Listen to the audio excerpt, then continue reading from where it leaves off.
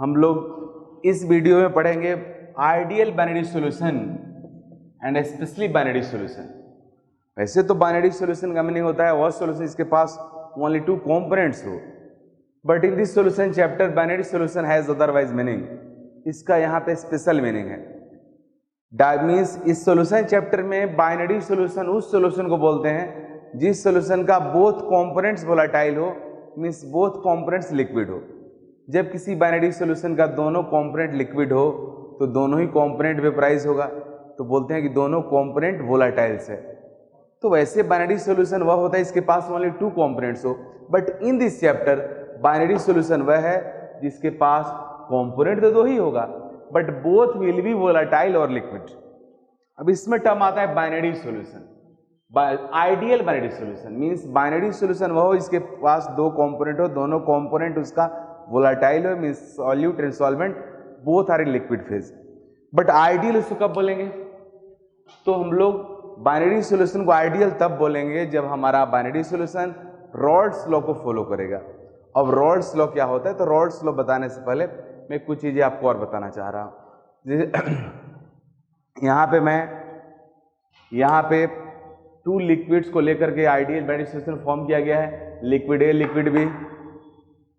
Liquid A का vapour pressure pure form में P0A से रिप्रेजेंट किया जा रहा है। P0A represents vapour pressure of liquid A. जिस टेम्परेचर पर लिक्विड ए है उसी टेम्परेचर पर लिक्विड बी है, उसी टेम्परेचर पर हम लोग सॉल्यूशन में फॉर्म किए हैं। तो किसी पर्टिकुलर टेम्परेचर टी पे liquid A, pure liquid A का वेपर प्रेशर P0A है, प्योर लिक्विड बी का वेपर प्रेशर P0B है। जो बाइनरी सॉल्यूशन में फॉर्म किया हूं वो इसी टू प्योर लिक्विड को लेकर के फॉर्म किया हूं, means this binary solution has two liquids, liquid A liquid B. अब जैसे ही आपने सॉल्यूशन फॉर्म किया, सॉल्यूशन फॉर्म होने के बाद अब जिस तरह से प्योर लिक्विड किसी वेसल में लोगे तो वेपराइज होगा, वेपराइज होने से वेपर का फॉर्मेशन होगा, वेपर के फॉर्मेशन होने से वेपर प्रेशर डेवलप होगा। ठीक उसी तरह से जब आप आइडियल बाइनरी सॉल्यूशन लोगे, इस आइडियल बाइनरी सॉल्यूशन का दोनों कंपोनेंट वेपराइज होगा और सॉल्यूशन के अब वेपर्स होगा। सॉल्यूशन के अब जो वेपर्स होगा उसमें वेपर कंपोनेंट ए का भी होगा, कंपोनेंट बी का भी होगा, मींस लिक्विड ए का ही वेपर होगा और लिक्विड बी का भी होगा, दोनों का वेपर यहाँ पे है। मींस सॉल्यूशन के अब जो प्रेशर होगा, वेपर प्रेशर ऑफ सॉल्यूशन, इसको हम लोग पी से रिप्रेजेंट करते हैं। सॉल्यूशन के अब जो वेपर प्रेशर होगा उस वेपर प्रेशर में लिक्विड ए के जो वेपर्स है उसकी वजह से प्रेशर होगा और लिक्विड बी की वजह से प्रेशर है उसकी वजह से प्रेशर होगा। तो मैं इस सबको इस तरह से रिप्रेजेंट किया हूं। पीए से मैं रिप्रेजेंट कर रहा हूं vapour pressure of component A above solution. Component A means liquid ए के वेपर में कन्वर्ट होने से लिक्विड ए के जो वेपर्स है उसके वजह से जो प्रेशर क्रिएट हो रहा है उसको मैं पीए से रिप्रेजेंट कर रहा हूं। कंपोनेंट बी की वजह से जो वेपर फॉर्म हो रहा है उसके वेपर का जो प्रेशर है उसको पीबी से रिप्रेजेंट कर रहा हूं। X is the mole fraction of component A in solution, X B is the mole fraction in component B in solution, P represents total pressure above solution. A symbols है। अब रॉल्ड्स law क्या बोलता है? रॉल्ड्स law का statement यह है कि किसी बाइनरी सॉल्यूशन मींस किसी आइडियल बाइनरी सॉल्यूशन के किसी कंपोनेंट का vapour pressure means vapour pressure of a component of ideal binary solution is directly proportional to its mole fraction in solution. Means vapour pressure of component of a ideal binary solution is directly proportional to its mole fraction in solution. आप इसको ऐसे ही बोल सकते हो। Raoult's law states that vapour pressure of ideal vapour pressure of component of ideal binary solution, component of an ideal binary solution is directly proportional to its mole fraction in solution। आप इसको ऐसे बोल सकते हो। Means किसी ideal binary solution के किसी component का वेपर प्रेशर उसके मोल फ्रैक्शन के डायरेक्टली प्रोपोर्शनल होता है। मीन्स सॉल्यूशन में जितना ज़्यादा कंपोनेंट का मोल फ्रैक्शन होगा उस कंपोनेंट की वजह से वेपर प्रेशर उतना ही ज़्यादा होगा। Means if we represent vapor pressure due to component A by PA and mole fraction of component A is XA, then PA is directly proportional to XA। अब इस मैथमेटिकल इक्वेशन को यहां में लेके जा रहा हूं। इस प्रोपोर्शनलिटी साइन जब हम हटाते थे कांस्टेंट डाल देते हैं और वह कांस्टेंट होता है यहाँ पे P0A के इक्वल हो जाता है, means PA is equal to P0A XA। इसको हम लोग यहाँ पे कांस्टेंट के दे सकते हैं, के का वैल्यू निकाल सकते हैं, लेकिन मैं डायरेक्ट लिख दिया। कैसे निकाल सकते हैं आप समझ रहे हो। जिस समय अगर मान लो यहाँ पे अगर XA का वैल्यू 1 ले लेते हो, XA 1 लेने का मीनिंग क्या हुआ, प्योर लिक्विड। जब लिक्विड आपका प्योर हो जाएगा, ओनली लिक्विड यही रहेगा वेजल में, तो उस समय लिक्विड ए का जो प्रेशर होगा किसके इक्वल होगा, उसके प्योर फॉर्म के वेपर प्रेशर के इक्वल होगा। तो पी यहाँ जो कांस्टेंट रहता है वो P0A के इक्वल होता है, इसलिए डायरेक्टली मैं लिख दिया, means PA is equal to P0A XA। Similarly जिस तरह से कंपोनेंट ए का प्रेशर होगा उसी तरह से बी का भी होगा, PB is equal to P0B XB होगा। अब जो सिचुएशन डेवलप हो रहा है ना, above solution vapors of both components are present and this is treated like a mixture of vapors, means solution ideal binary solution के above जो pressure है वो आपका कंपोनेंट ए कंपोनेंट बी दोनों का प्रेशर हो गया, मीन्स ये मिक्सचर जैसा हो गया। और आपको पता है कि Dalton's law mixture of gases में अप्लाई होता है, तो मैं लिख सकता हूँ ऐसे भी डायरेक्टली भी हम लिख सकते हैं, बट डाल्टन्स लॉ का ही एप्लीकेशन है। मीन्स टोटल मीन्स कंपोनेंट ए की वजह से PA प्रेशर है, कंपोनेंट बी की वजह से PB प्रेशर है, तो टोटल प्रेशर एबव सॉल्यूशन क्या हुआ, तो टोटल प्रेशर एबव सॉल्यूशन हम लोग डाल्टन्स लॉ को अप्लाई करेंगे। यहाँ पे डाल्टन्स लॉ अप्लाई हो सकता है, डाल्टन्स लॉ के अकॉर्डिंग अगर कहीं मिक्सचर ऑफ गैसेस है तो वहाँ पे टोटल प्रेशर दोनों कंपोनेंट के प्रेशर का सम होता है। तो इस तरह से डाल्टन्स लॉ का इस्तेमाल करेंगे हम लोग। डाल्टन्स लॉ के according total vapour pressure above solution is equal to sum of partial pressures of all components, means liquid A liquid B, means component A और कंपोनेंट बी की वजह से जो वेपर प्रेशर है सॉल्यूशन के above उसको आप partial vapour pressure of component A component B भी आप बोल सकते हो। इसलिए total pressure above ideal body solution is equal to PA plus PB, क्योंकि ए की वजह से प्रेशर PA है, बी की वजह से PB है, तो टोटल प्रेशर कितना होगा PA प्लस PB। PA का वैल्यू में रख दिया P0A XA, PB को रख दिया P0B XB, और इस तरह से हमारा आइडियल बाइनरी सॉल्यूशन के वेपर प्रेशर का फॉर्मूला हो गया। यह mathematical equation ideal binary solution को रिप्रेजेंट करता है, मींस आइडियल बाइनरी सॉल्यूशन को रिप्रेजेंट कर रहा है। यहाँ here all symbols have usual meaning, there is no otherwise, means P represents vapour pressure of ideal binary solution, P0A vapour pressure of pure component A, P0B vapour pressure of pure component B, XA and XB are mole fraction of component A and component B in means solution और in liquid phase. Solution और liquid phase में दोनों component का जो मोल fraction है वो XA and XB है। इस तरह से इक्वेशन हुआ आइडियल बाइनरी सॉल्यूशन का। तो अब तक जो मैं आपको बताया वह बताया कि आइडियल बाइनरी सॉल्यूशन वह है जिसका बोथ कंपोनेंट वोलेटाइल हो, मींस बोथ कंपोनेंट लिक्विड हो, मींस बोथ कंपोनेंट वेपर में कन्वर्ट हो सकता है, और आइडियल बाइनरी सॉल्यूशन के लिए नेसेसरी कंडीशन यह है कि वह रॉड्स लॉ को फॉलो करता है, means ideal binary solution is that solution which follows Raoult's law. और रॉड्स लॉ क्या है, रॉड्स लॉ है vapour pressure of component of an ideal binary solution is directly proportional to its mole fraction in solution. Ideal binary solution कि vapour pressure की equation को हम लोग दूसरे फॉर्म में भी राइट कर सकते हैं। ये तो हमारा हुआ P equal to P0A XA plus P0B XB, equation 1 इसको रखेंगे हम लोग इस सॉल्यूशन में, और भी बहुत सारे इक्वेशंस को स्टडी करेंगे।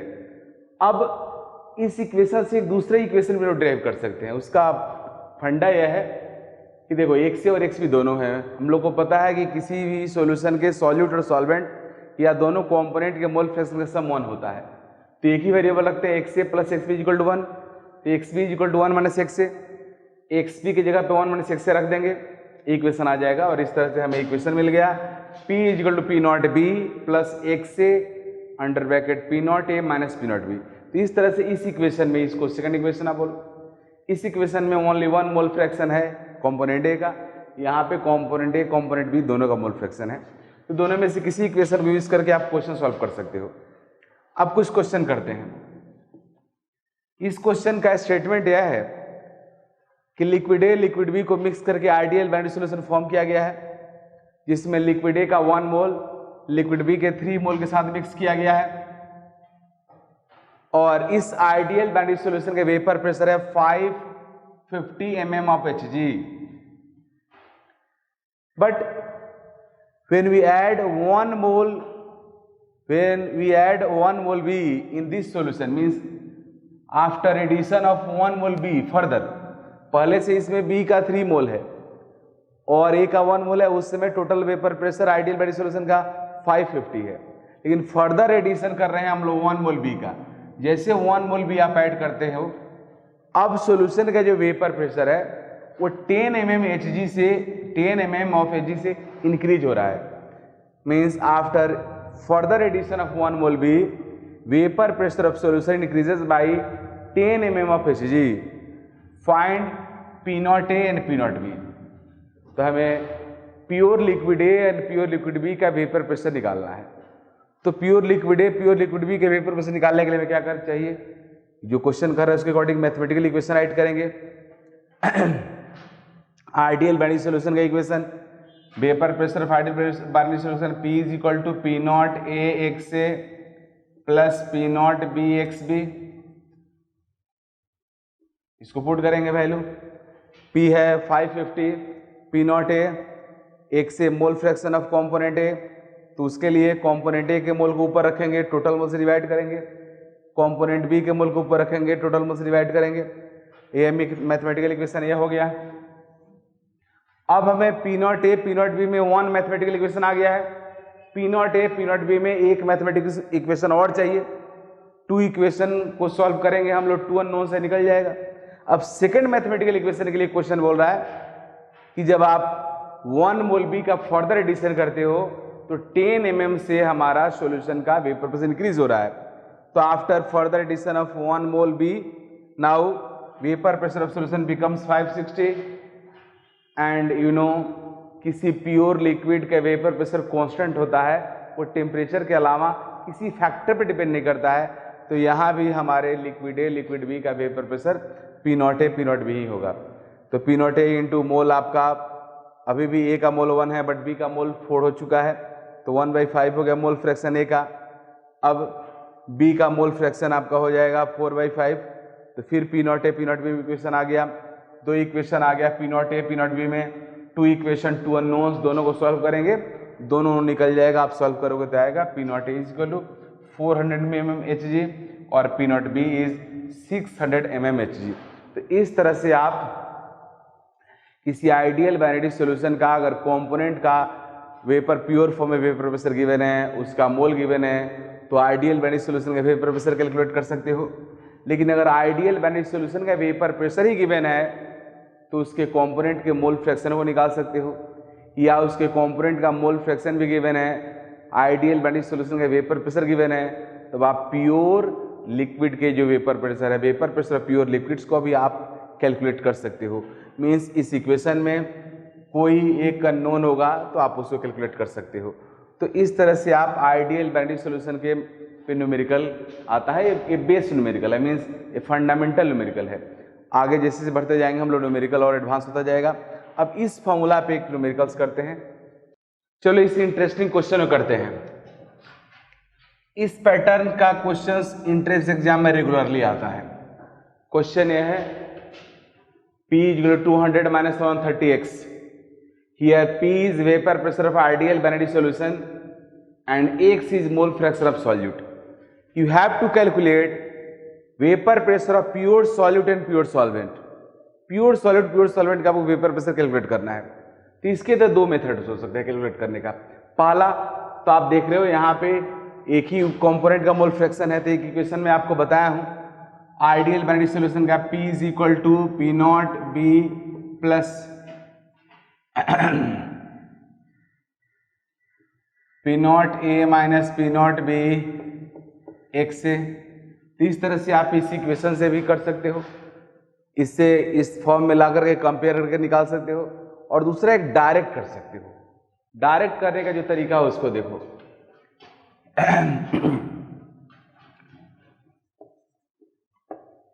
इफ x = 1, अगर x 1 है इसका मीनिंग हुआ सॉल्यूशन में सॉल्यूट का मोल फ्रैक्शन 1 है।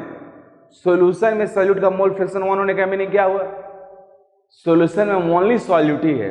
अगर सॉल्यूट का मोल फ्रैक्शन 1 हुआ then mole fraction solvent will be 0। किसी का मोल फ्रैक्शन 0 है, इसका मीनिंग हुआ कि वो सॉल्यूशन प्रेजेंट नहीं है। यहाँ पे सॉल्यूट का मोल फ्रैक्शन मान रहा हूँ कि 1 है, इसका मीनिंग हुआ कि अभी हमारे सॉल्यूशन में ओनली सॉल्यूट ही है। तो जब सॉल्यूशन में ओनली सॉल्यूट होगा तो उस समय सॉल्यूशन का जो वेपर प्रेशर होगा वो प्योर सॉल्यूट के वेपर प्रेशर के इक्वल होगा। If x equal to 1 then solution has only solute। तो पुट करते हैं, जब x1 हो जाएगा तो p is equal to 200 minus 130 into 1, तो p is equal to 200 minus 130 means कितना हो गया जी 70। तो इस समय जिस समय x1 होगा उस समय p इज इक्वल टू होगा p नॉट सॉल्यूट के, क्योंकि सॉल्यूशन के पास ओनली सॉल्यूट है। तो प्योर सॉल्यूट का वेपर प्रेशर हो गया। तो vapour pressure of pure solute is here p is equal to p naught solute and this is 70. If x is equal to 0, अगर x को मैं 0 ले लिया, इसका मीनिंग क्या हुआ? सॉल्यूट का मोल फ्रैक्शन 0 है। सॉल्यूशन में सॉल्यूट का मोल फ्रैक्शन 0 का मीनिंग क्या हुआ कि solution has no solute, that means solution has only solvent. तो जब x 0 होगा उस समय सॉल्यूशन का जो वेपर प्रेशर होगा वो प्योर सॉल्वेंट का वेपर प्रेशर होगा। If x equal to 0 then p is equal to p not solvent, so p is equal to 200 minus 130 into 0 means 200। तो p not solvent is equal to हो गया 200। तो इस तरह से आप डायरेक्टली इस तरह के क्वेश्चन को आप कर सकते हो। मीन्स एक आप मैथमेटिकल एनालॉजी का इस्तेमाल करके x को 0 करके x को 1 करके आप प्योर सॉल्वेंट और प्योर सॉल्यूट के वेपर प्रेशर को कैलकुलेट कर सकते हो। और आप इस तरीका से भी कर सकते हो, इस इक्वेशन से आप इसको कंपेयर करके भी निकाल सकते हो, but this is a smarter method than this. इस तरह से भी कर सकते हो और इस तरह से भी कर सकते हो। Now I am going to discuss mole fraction of components of ideal binary solution in vapor phase। Means किसी आइडियल बाइनरी सॉल्यूशन के लिक्विड फेज में जो उसके कंपोनेंट्स का मोल फ्रैक्शन रहता है वही मोल फ्रैक्शन उसके वेपर फेज में नहीं रहता है, क्योंकि डिफरेंट लिक्विड्स के वेपराइज होने का रेट अलग अलग रहता है। मीन डिफरेंट लिक्विड का इंटरनल फोर्स डिफरेंट होता है, तो सेम टेम्परेचर पे ही डिफरेंट लिक्विड का वेपराइजेशन डिफरेंट रेट से होता है। और secondly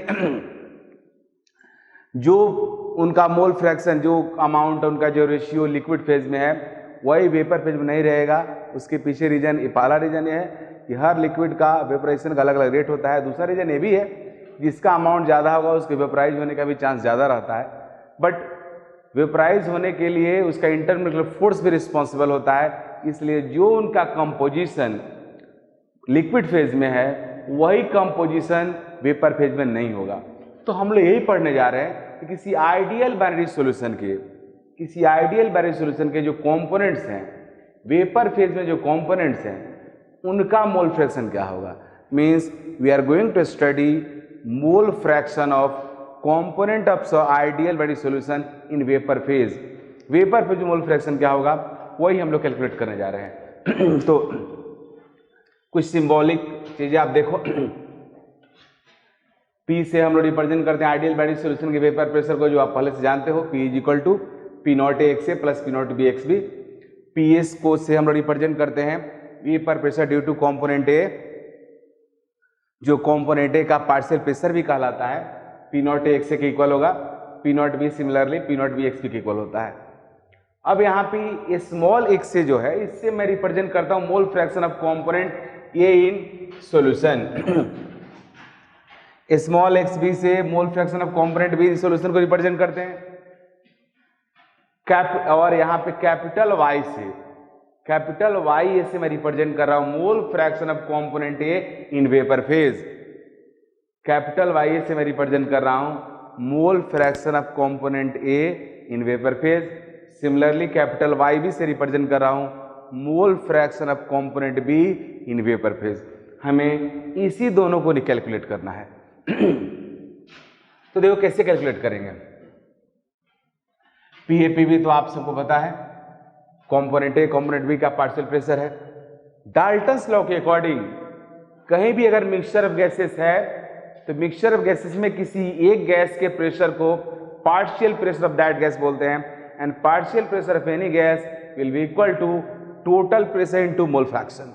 so this is mathematical form of Dalton's law of partial pressure. Partial pressure is equal to total pressure into mole fraction. So mole fraction in vapour phase is equal to partial pressure by total pressure. तो हमें component A का mole fraction vapour phase जो निकालना है तो Y A is equal to P A by P. P A is partial pressure of component A and P is total pressure. P A के जगह पे P not A X A and P के जगह पे P not A X A plus P not B X B.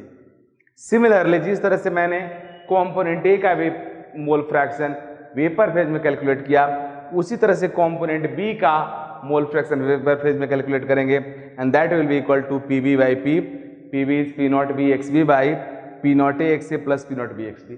तो इस तरह से हम लोग किसी आइडियल बाइनरी सॉल्यूशन के जो वेपर फेज में कंपोनेंट्स है, वेपर फेज में जो कंपोनेंट्स है या कंपोनेंट्स के वेपर फेज में मोल फ्रैक्शन कैलकुलेट करते हैं और उसको कैलकुलेट करने का तरीका है।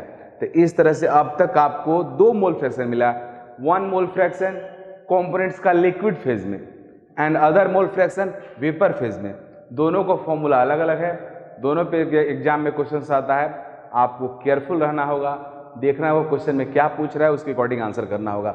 और उसके बाद हम लोग जिस तरह से मैं अभी आइडियल बाइनरी सॉल्यूशन का वेपर प्रेशर का इक्वेशन उसके कंपोनेंट्स के लिक्विड फेज के मोल फ्रैक्शन के टर्म्स में आपको रिप्रेजेंट किया हूं, मींस ड्राइव करके दिखाया हूं, उसी तरह से मैं अभी इक्वेशन ड्राइव करने जा रहा हूं जिसमें आइडियल बाइनरी सॉल्यूशन का वेपर प्रेशर उसके कंपोनेंट के वेपर फेज के मोल फ्रैक्शन के टर्म्स में रहेगा। अब हम लोग वेपर फेज में मोल फ्रैक्शन के टर्म्स में आइडियल बाइनरी सॉल्यूशन का इक्वेशन लिखने जा रहे हैं। अभी हम लोग निकाले हैं Y A means mole fraction of component A in vapour phase, it is equal to P not A X A by P. इस इक्वेशन को हम लोग थोड़ा इस तरह से करेंगे, Y A by P not, B not A को इस साइड लाया, एक्स ए बाई पी हुआ। सिमिलरली इसको इक्वेशन 1 कर दिया। Similarly Y B by P not B is equal to X B by P. जिस तरह से मैंने वाई को किया उस तरह से वाई बी कर दिया, Y A by P not A is equal to X A by P, उस तरह से Y B by P not B is equal to X B by P. यहाँ पे क्लियर है, वाई ए कॉम्पोनेंट ए का mole fraction है vapour phase में और एक्स ए है कॉम्पोनेंट ए का मोल फ्रैक्शन लिक्विड फेज में। Similarly Y B component B का मोल फ्रैक्शन है वेपर फेज में एंड एक्स बी है कॉम्पोनेंट बी का मोल फ्रैक्शन लिक्विड फेज में। अब इक्वेशन 1 इक्वेशन 2 को ऐड कर दिया, दोनों को जब ऐड किया तो आपका राइट साइड में है X A by P X B by P, दोनों का डिनोमिनेटर कॉमन है तो पी कॉमन हो गया और इस साइड ये हो गया, दोनों का डिनोमिनेटर कॉमन होने से X A plus X B हो गया, X A plus X B 1 होता है तो 1 by P is equal to P Y A by P not A plus Y B by P not B. Means this equation also represents vapor pressure of ideal binary solution. Here P vapor pressure of ideal binary solution, vapor pressure of ideal binary solution in terms of mole fraction of components in vapor phase. यहाँ पे YA and YB component A component B का mole fraction vapour phase में है। Means यह ideal binary solution का जो equation है वो कंपोनेंट्स के वेपर फेज के मोल फ्रैक्शन के टर्म्स में है, जबकि वो जो इक्वेशन था वो कंपोनेंट्स के लिक्विड फेज के मोल फ्रैक्शन के टर्म्स में था। दोनों इक्वेशन में क्या डिफरेंस है वो आगे मैं डिस्कस करूंगा और दोनों में क्या सिमिलरिटीज है भी डिस्कस करूंगा। लेकिन हाँ, पहला सिमिलरिटी तो यह है कि दोनों ही इक्वेशन आइडियल बाइनरी सॉल्यूशन के वेपर प्रेशर को रिप्रेजेंट करता है। हाँ, दोनों में एक तो और जो सबसे सरफेस पे जो डिफरेंस दिखता है वो यह है कि P is equal to P not A X A plus P not B X B. यहाँ पे अगर आप ग्राफ ड्रॉ करोगे आइडियल बाइनरी सॉल्यूशन के वेपर प्रेशर और कंपोनेंट्स के मोल फ्रैक्शन के टर्म्स में, तो ग्राफ स्ट्रेट लाइन होगा, क्योंकि मोल फ्रैक्शन का पावर 1 है, वेपर प्रेशर का पावर भी 1 है, इस ग्राफ लीनियर होगा। जबकि यहाँ पे ऐसा नहीं है, प्रेशर नीचे है, इसका मीनिंग प्रेशर का पावर -1 है, जबकि मोल फ्रैक्शन का पावर 1 है। तो यहाँ पे जो ग्राफ होगा वो कर्व होगा, जो आगे मैं ग्राफिकली आपको दिखाऊंगा भी और उस चीज़ को आपको और ज़्यादा क्लियर करूंगा। बट अभी तक जो मैं आपको यह बताया कि किसी भी आइडियल बाइनरी सॉल्यूशन के कंपोनेंट्स का mole fraction liquid phase and vapour phase में सेम नहीं रहता है, डिफरेंट रहता है। तो उसके लिक्विड फेज के मोल फ्रैक्शन के टर्म्स में भी हम लोग आइडियल बाइनरी सॉल्यूशन के वेपर प्रेशर को रिप्रेजेंट कर सकते हैं, and we can also represent vapour pressure of ideal binary solution in terms of mole fraction of components in vapour phase, and this is that. और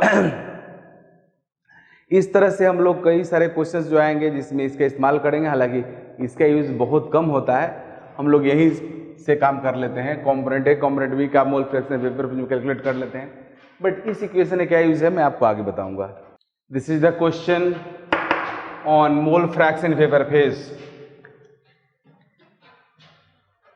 एक vessel में ethanol methanol given है, ethanol का mass 60 gram है, methanol का mass 40 ग्राम।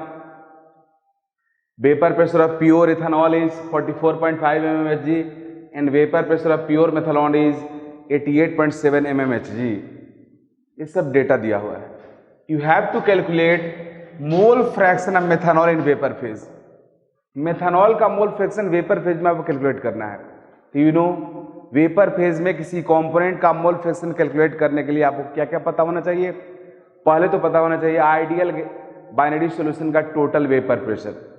Ideal binary solution का total vapour pressure calculate करने के लिए आपको क्या पता होना चाहिए, आपको पता होना चाहिए दोनों कंपोनेंट्स के प्योर फॉर्म में वेपर प्रेशर जो गिवन है, और दोनों कंपोनेंट्स का मोल फ्रैक्शन वो भी हम लोग कैलकुलेट कर सकते हैं। पहले नंबर ऑफ मोल्स निकालेंगे एथेनॉल का 60/46, number of moles of methanol 40/32। दोनों के मोल के हेल्प से उनका मोल फ्रैक्शन निकाल लिया, मोल फ्रैक्शन कैलकुलेट हो गया। P not E P not M given है, P not E P not M given है, एक्स सी एक्स एम निकल गया है। अब हम लोग इस फॉर्मूला का इस्तेमाल करके पी निकाल लेंगे, vapour pressure of ideal binary solution calculate कर लेंगे। अब हमें निकालना है mole fraction of methanol in vapour phase. उसको कैपिटल वाई से रिप्रेजेंट करेंगे, Y capital Y M is equal to होगा vapour pressure of component methanol by total vapour pressure of ideal binary solution. ये आप निकाल लोगे क्योंकि आपको पी नॉट एम पता है, आपको एक्स एम पता है, आप पी यहाँ पे कैलकुलेट किए, उसको पुट करके आप आंसर निकाल सकते हो। तो सिंपल कैलकुलेशन है जिसको आप कर सकते हो, और इस तरह के जो क्वेश्चंस आएंगे उसमें आप इसी सिंपल कैलकुलेशन से कर सकते हो। मीन्स क्वेश्चंस ओनली कैलकुलेटिव है, इसमें कुछ कॉन्सेप्ट बहुत ज़्यादा नहीं है। Now I am going to discuss a very interesting question of ideal binary solution of this type. इस टाइप के क्वेश्चंस एग्जाम्स में बहुत ज़्यादा आता है, बट आपको लगेगा नहीं कि इसी टाइप क्वेश्चन है, क्योंकि इस क्वेश्चन का जो कॉन्सेप्ट है उस कॉन्सेप्ट पे बेस्ड बहुत सारे questions NEET JEE main exams में, जेईई एडवांस एग्जाम में आते रहता है। यह क्वेश्चन ऐसे पास्ट क्वेश्चन है जेईई एडवांस का, बट इस क्वेश्चन पे बेस्ड बहुत सारा क्वेश्चन अब तक आया है। इस क्वेश्चन को समझो। क्वेश्चन बोल रहा है कि the molar volume of liquid benzene, जिसका डेंसिटी गिवन है, increases by a factor of 2750 as it vaporise at 20 degree centigrade. इसका मतलब यह हुआ कि लिक्विड मोलर वॉल्यूम का पहले मीनिंग क्या है? मोलर वॉल्यूम का मीनिंग हुआ 1 मोल का वॉल्यूम। तो लिक्विड बेंजीन का जो वॉल्यूम है वह वॉल्यूम 2750 टाइम्स मीन्स 2750 टाइम्स बढ़ जा रहा है जब आपका लिक्विड बेंजीन वेपोराइज हो रहा है। तो मीन्स 20 डिग्री सेंटीग्रेड टेम्परेचर पे आपका लिक्विड बेंजीन वेपर में कन्वर्ट हो जा रहा है। जब वो वेपर में कन्वर्ट हो जा रहा है तो उसका मोलर वॉल्यूम 2750 टाइम्स इंक्रीज होता है। This is the concept, means question यही कह रहा है। तो सबसे पहला काम हम लोग करेंगे कि पहले लिक्विड बेंजीन का मोलर वॉल्यूम निकालेंगे। लिक्विड बेंजीन का मोलर वॉल्यूम आप जब कैलकुलेट कर लोगे तब आपको पता चल जाएगा कि वेपोराइज होने पे उसका वॉल्यूम कितना हो रहा है। बट क्वेश्चन को और आगे पढ़ते हैं। And that of liquid toluene, and liquid toluene के साथ भी ऐसा हो रहा है। लिक्विड टोल्यूइन का भी डेंसिटी गिवन है, increases by a factor of 7720 at 20 degree centigrade. Means जिस तरह से बेंजीन का, लिक्विड बेंजीन का मोलर वॉल्यूम वेपोराइज होने पे 2750 टाइम्स इंक्रीज हो रहा है, सिमिलरली लिक्विड टोल्यूइन का वॉल्यूम, आपका लिक्विड टोल्यूइन जब वेपोराइज हो रहा है तो उसका वॉल्यूम 7720 टाइम्स इंक्रीज हो जा रहा है। मीन्स 2720 टाइम्स हो जा रहा है।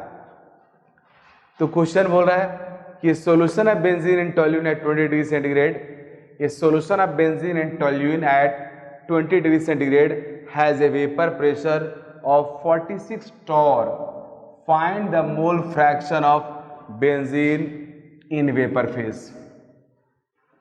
मीन्स आपको यही करना है आपको पता करना है कि बेंजीन का वेपर फेज में मोल फ्रैक्शन क्या होगा।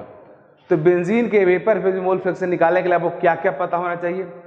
सबसे पहले पता होना चाहिए आपका बेंजीन का वेपर प्रेशर एबव सॉल्यूशन। इसके लिए आपको पता होना चाहिए प्योर बेंजीन का वेपर प्रेशर, मीन्स P0 भी आपको पता होना चाहिए, एंड X भी पता होना चाहिए, और टोटल प्रेशर ऑफ सॉल्यूशन पता होना चाहिए।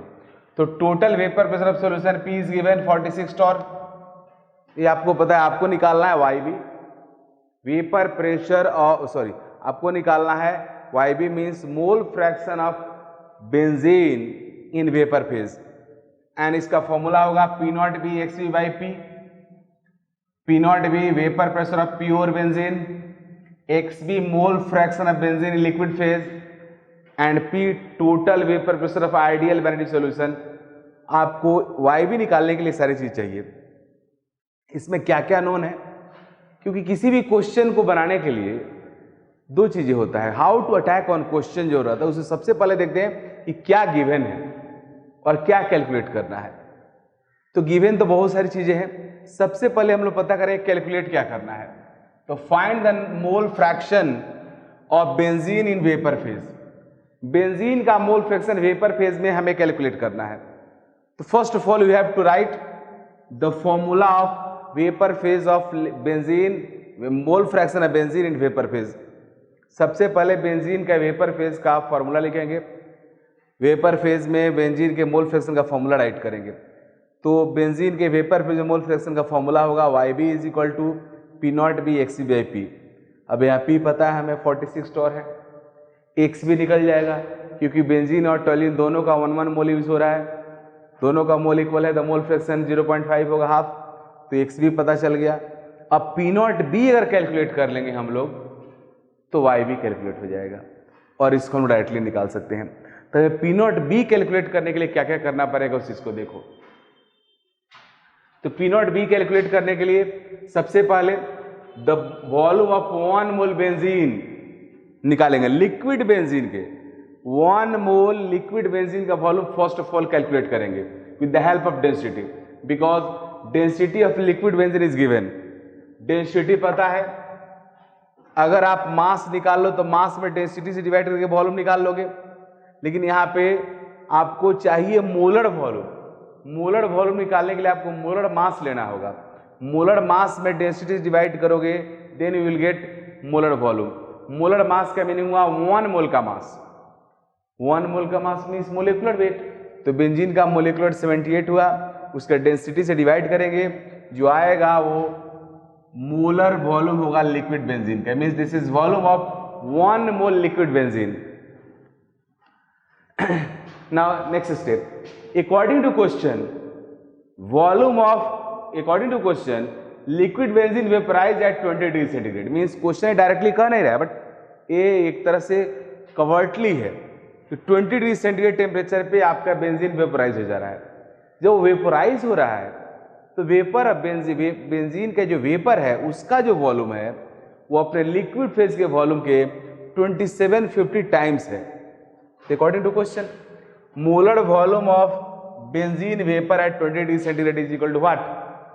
जो इसका लिक्विड फेज जो वॉल्यूम यह है इसे मल्टीप्लाई कर देंगे हम लोग 2750 से, जो आएगा वो इसका मोलर वॉल्यूम होगा वेपर फेज में। यह हुआ 244.58 लीटर। अब हमें बेंजीन वेपर का मोल पता है, वॉल्यूम पता है, टेम्परेचर पता है, then we can calculate pressure. We know that ideal gas equation PV equal RT.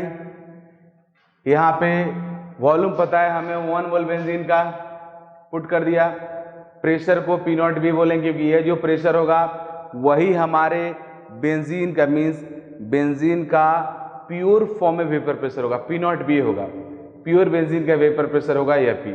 इसको मैं पी नॉट बी लिखा, वॉल्यूम राइट कर दिया, यहाँ पे नंबर ऑफ मोल 1 है, आर का वैल्यू यहाँ पे लेंगे क्योंकि टेम्परेचर वॉल्यूम को लीटर में यूज किए हैं तो आर का ही वैल्यू यूज होगा। टेम्परेचर को ऑलवेज केल्विन में लेते हैं तो 293 केल्विन, 20 डिग्री सेंटीग्रेड को हम लोग 293 केल्विन लिख दिया। सॉल्व करने में पी नॉट बी का वैल्यू आएगा 74.75 mm। अब आप पी नॉट बी कैलकुलेट हो गया, पी नॉट बी पता है 74.75 mm, एक्स बी आपका 0.5 होगा। Total pressure, a solution of benzene and toluene at 20 degree centigrade has a vapour pressure of 46 torr। 1 torr is equal to 1 mm, 1 torr is equal to 1 mm Hg। So 44 directly लिखूंगा कि ऊपर भी mm है नीचे भी mm है, इसको solve करोगे तो वैल्यू आ जाएगा आपके बेंजीन के वेपर पे जो मोल फ्रैक्शन। बट पॉइंट ये कि मैंने ये क्यों किया, सिमिलरली जिस तरह से बेंजीन को टोल्यूइन का तो टोल्यूइन वाला भी डेटा क्यों दिया हुआ है, तो इसको बिना इस्तेमाल किए भी क्वेश्चन का आंसर कर सकते हो। लेकिन इसका यूज ये है कि अगर आप मोल फ्रैक्शन वेपर पे जो निकालने के लिए उस फॉर्मूला का अगर यूज करना चाहते हो, जो फॉर्मूला मैं आपको बताया था, यह 1/p इज इक्वल टू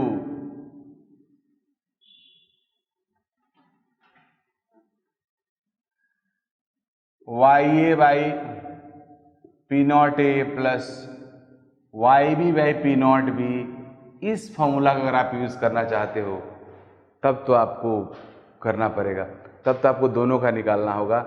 आप बेंजीन का टोल्यूइन का दोनों का निकालोगे तभी आप इस आंसर कर सकते हो इस फॉर्मूला से। लेकिन अगर ऐसे निकालना चाहते हो डायरेक्टली निकाल सकते हो।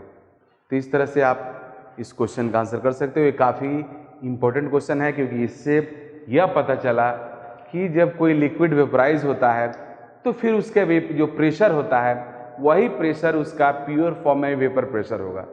इस क्वेश्चन के बारे में एक दो बातें मैं आपको और बताना चाहूँगा। इस क्वेश्चन में मोलर वॉल्यूम दोनों का दिया हुआ है, मीन्स मोलर वॉल्यूम की बात हो रही है। बट यहाँ बोला है कि solution of benzene and toluene at 20 degree centigrade has a vapour pressure of 46 torr। यहाँ पे यह मेंशन नहीं किया गया है कि बेंजीन एंड टोल्यूइन का कितना मोल लिया गया है। तो ये जेईई एडवांस का आईटी क्वेश्चन है। जिस साल एग्जाम में आया था उस समय भी कंफ्यूजन हुआ था। कई सारे लोग ये मान लेता है कि दोनों का 1 मोल लिया गया, तो जैसा मैं अभी आपको बताया दोनों का 1 मोल लोगे तो 0.5 हो जाएगा, इसके अकॉर्डिंग आंसर होगा। लेकिन अगर इसमें तो 1 मोल की बात नहीं कर रहा है, तो इस केस में आपको अगर 1 मोल आप नहीं मानते हो तो उस केस में आपको बकायदा फिर से कैलकुलेट करना होगा कि लिक्विड फेज में उनका मोल फ्रैक्शन क्या है, और आई थिंक वो चीज ज्यादा बेटर होगा। इसलिए क्वेश्चन और कॉम्प्रिहेंसिव हो जाता है और इंपॉर्टेंट हो जाता है। मीन 0.5 अगर आप यूज करोगे तो आप ये जूम कर रहे हो कि दोनों का 1 मोल है, और फिर आप सॉल्व करोगे आंसर हो जाएगा। लेकिन अगर आप मानते हो कि दोनों का इक्वल मोल नहीं है, दोनों का 1 मोल नहीं है, क्योंकि यहाँ पे कोई मोल का डिस्कशन नहीं है, तब तो आपको एज्यूम करना पड़ेगा दोनों का मोल फ्रैक्शन आपको पता नहीं है, दोनों का मोल क्या है। तो उस केस में ये जो डेटा है इसका इस्तेमाल होगा। इसीलिए डेटा अगर ओवरऑल बात किया जाए तो ये ज़्यादा करेक्ट है, क्योंकि टोल्यून का डेटा देने का यही यूज़ है। अब टोल्यून का फिर अब जिस तरह से बेंजीन का हम लोग निकाला P0 भी, उस तरह से टोल्यून का भी निकालेंगे, सिमिलर मेथड सब कुछ। यहाँ भी जिस तरह से बेंजीन का हम लोग ने यहाँ पर निकाला, बेंजीन का लिक्विड वेपर का, बेंजीन के वेपर फॉर्म का 1 मोल का वॉल्यूम निकाला, उसका टेम्परेचर यूज किया, उस तरह से यहाँ भी करेंगे हम लोग। और सिमिलर तरीका से टोल्यूइन का भी हम लोग वेपर प्रेशर निकालेंगे और वो आएगा 22.32 mmHg। अब बेंजीन टोल्यूइन का वेपर प्रेशर जब आ गया, अब इस वेपर प्रेशर का इस्तेमाल करके हम लोग मोल फ्रैक्शन निकालेंगे। मींस ये जो इक्वेशन है इससे P = P0 A x से, इसको लिखेंगे P = P0 B xb plus P0 T xt। अब यहां चूंकि सॉल्यूशन का वेपर प्रेशर पता है 46 Tor, P0 B P0 T पता है, तो यहां से हम लोग xb और xt निकालेंगे। और यहां से जब xb और xt निकालिएगा, मीन्स जब यहां से xb निकल जाएगा, उस xb को यहां पुट करोगे, तब आपका आंसर जो आएगा वो करेक्ट होगा। अगर आप मानोगे कि दोनों का मोल 1 1 नहीं है, अगर दोनों के मोल को 1 1 मानोगे तब यहाँ 0.5 रखोगे, आंसर हो जाएगा। लेकिन अगर ये मानते हो कि दोनों का मोल 1 1 नहीं दिया हो, क्योंकि सॉल्यूशन क्वेश्चन में क्लियर नहीं लिखा हुआ है कि किसका कितना मोल लिया गया, तो उस केस में आपको मानना पड़ेगा कि मोल फ्रैक्शन अननोन है और आपको इस इक्वेशन के 46 टॉर जो सॉल्यूशन का वेपर प्रेशर दिया हुआ है उसके हेल्प से आपको निकालना होगा। और उस केस में xb का वैल्यू बदल जाएगा। और उस केस में देखो क्या करना, उस केस में यहाँ पे पुट करो 46 टॉर मीन्स 46 mm आपका जो टॉर होता है वही mm रहता है। P0 B का वैल्यू गिवन है, P0 B का वैल्यू हमने कैलकुलेट कर लिए हैं। P0 B is 74.75 xb plus P0 T का वैल्यू है 22.32, xt की जगह पर हम लिख देंगे 1 - xb। इसको सॉल्व करोगे तो xb का वैल्यू 0.45 के अप्रॉक्स आएगा, मीन्स 0.5 से कम होगा, तो 0.5 से कम होगा। अब आप इसको वैल्यू को पुट करोगे, P0 B की जगह P0 B का वैल्यू है 74.75, xb का वैल्यू 0.45, तब आप P से डिवाइड करोगे 46 से। अब यहाँ आपका एग्जैक्ट आंसर, एक्यूरेट आंसर आएगा YB = दिस। तो इस चीज को समझना बेहद जरूरी है। ऐसा कई बार एग्जाम्स में क्वेश्चन आ चुका है जहाँ पे इस दोनों को 1 1 कर दिया है तो हो गया। लेकिन आप ध्यान रखिएगा, अगर यहाँ पे कुछ भी मेंशन नहीं कर रहा है तब आपको जनरल केस लेकर बनाना ज़्यादा सही होगा। उसमें भी JEE एडवांस में जब क्वेश्चन आया था IIT में तो कन्फ्यूजन हुआ था, बट मोर करेक्ट आंसर यह है, आपको first of all you have to calculate xb। यही इसी वजह से टोल्यूइन वाला भी डेटा दिया हुआ है। अगर टोल्यूइन का डेटा नहीं, अगर सेम क्वेश्चन में अगर टोल्यूइन वाला डेटा नहीं देता तो हम लोग डायरेक्टली मान लेते कि दोनों का 1 1 मोल ही है। इन टोल्यूइन का डेटा दिया हुआ है और ये नहीं बता रहा है कि सॉल्यूशन में दोनों का कितना मोल है, इसलिए हमें दोनों का P0 B P0 T निकालना होगा। और फिर आइडियल बाइनरी सॉल्यूशन के इक्वेशन से हम लोग को मोल फ्रैक्शन निकालना होगा बेंजीन का लिक्विड फेज में। बेंजीन के लिक्विड फेज में जो मोल फ्रैक्शन निकल जाएगा तब हम लोग वेपर फेज में मोल फ्रैक्शन निकालेंगे। मोल fraction in vapour phase, in vapour phase, और इस तरह से आंसर होगा।